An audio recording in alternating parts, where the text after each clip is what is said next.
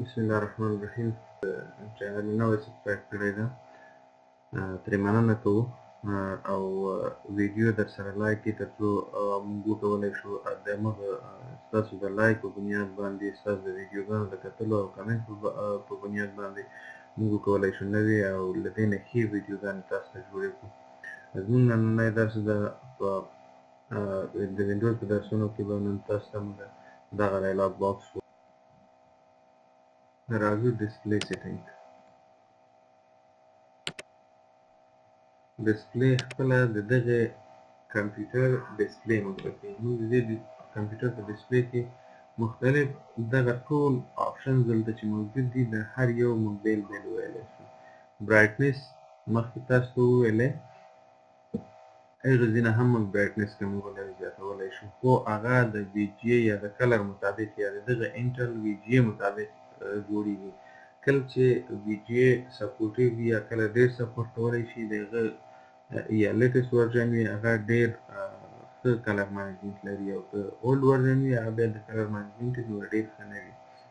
موږ کولی شو دا د دې ځینې زیات کړو. ډایرکټ په سکرین باندې افیکټ راځي.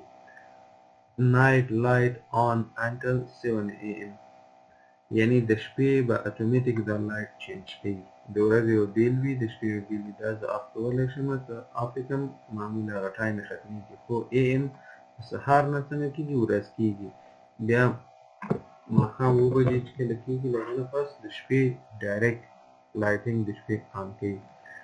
لایټ سیټینګ د لایټ سټرینګ تاسو ګورئ زیاتولی کمولی شئ. ټرن آف ناو اوس یې ټرن آف کوئ. نازنینې ټرن آف کوم. سکیجول نایټ که چېرته تاسو کومه ورځ غواړئ یا کوم ساعت نه کوم پورې چې آن شي کوم پورې اتومات آف شي دا له دې ځای نه چینج کولی شئ. ټرن آن چې کېږي 9 بجې PM آن کېږي او ټرن آف چې کېږي سهار 7 بجې AM. خو دې کې زه هېڅ تغییرات نه راوړم، دا په خپل حالت باندې پرېږدم. که تاسو غواړئ تغییر یې کړئ تغییر کولی شئ. وینډوز کلر سیټینګ د وینډوز د رنګونو سیټینګ ده. کوم رنګ سپورټ کوي صحیح دی، کوم رنګ نه سپورټ کوي. وي جي کې کوم کلر لازمي دی. موږ همدا یو ځلې یوازې انټل ډسپلی لرو نو انټل ډسپلی موږ ته ښیي صحیح دی. دې کې ګوره د کلر چینجز موږ ته ښکاري په ویډیو کې. چېرته پریویو تاسو وګورئ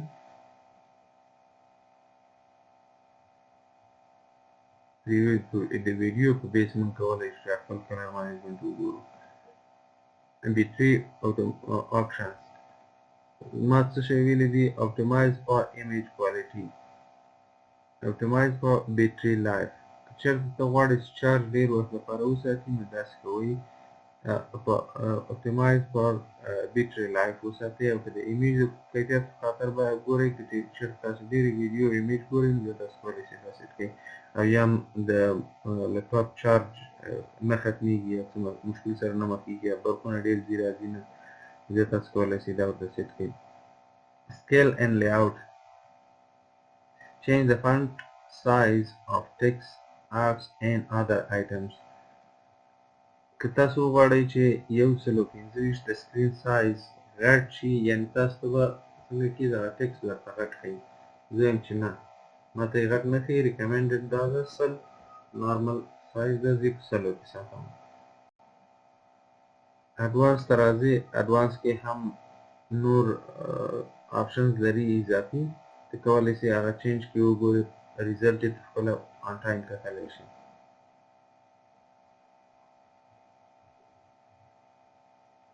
ډسپلی ریزولوشن د دغه سکرین داسې هاریزنټل او ورټیکل ریزولوشن موږ ته ښیي. مختلف مخکې چې وویلې مختلف دي. ما له ټول نه هایست سلیکټ کړی ده چې ما ته دغه ریزولوشن ډېر ښه وښیي. لینډسکیپ درته وښیي، پورټریټ درته وښیي.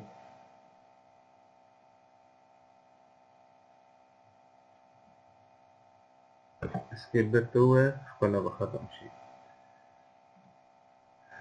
لینډسکیپ لیفټ ګوره لینډسکیپ سرچپه موږ ته ښیي یعنې تاویي یې په دا بله طریقه باندې. پورټریټ هم همغسې اړوي. دلته راځئ connect to a wireless display. چېرته wireless display لري په دې باندې کلیک وکړئ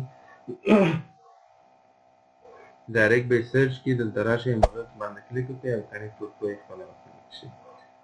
Detect older displays might not always connect automatically.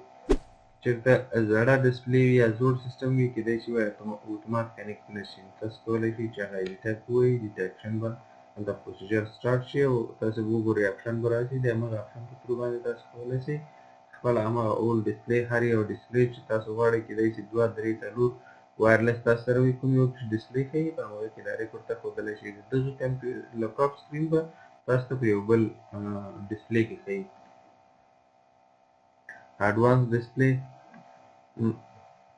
تاسو ته کلرز او دغه ټول شیونه دلته ښیي چې تاسو کوم یو ډسپلی انفارمیشن دي صحیح ده.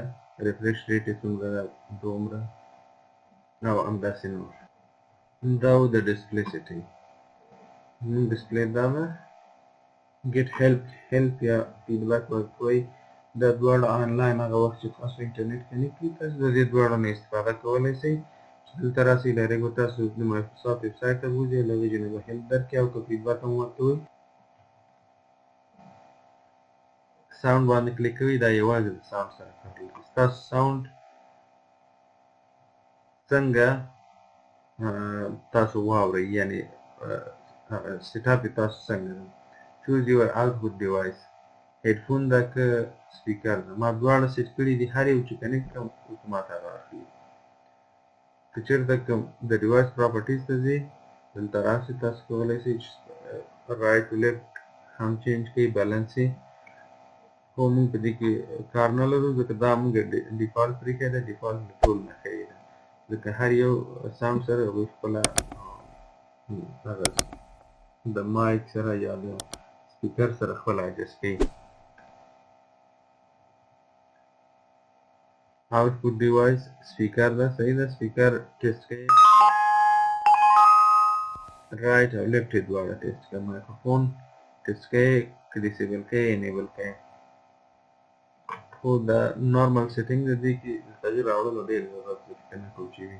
انپوټ ډیوایس دې څه ده دلته راځي ستاسو مایکروفون دلته درته ښیي چې ساوند ریکارډ کېږي که نه ریکارډ کېږي.